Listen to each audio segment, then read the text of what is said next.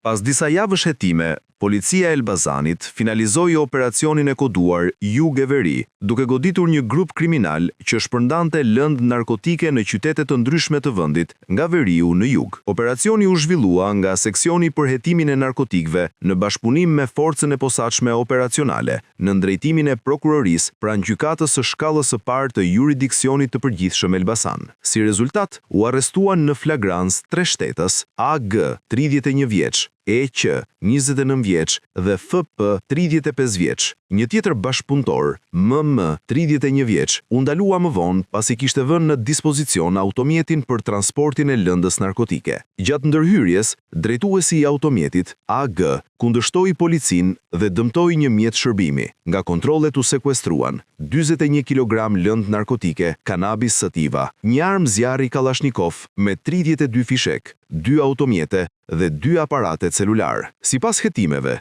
grupi siguronte dhe transportonte kanabis sativa për shpërndarje brenda vendit dhe trafikim jashtë, duke e transportuar lëndën kryesisht nga Shkodra drejt Elbasanit. Materialet procedurale i u referuan prokurorisë pranë gjykatës së shkallës së parë Elbasan për veprat penale, trafikimi i armëve dhe i municionit, trafikimi i narkotikëve, kundërshtimi i punonjësit të policisë, shkatrimi i pronës dhe shkelja e rregullave të qarkullimit rrugor.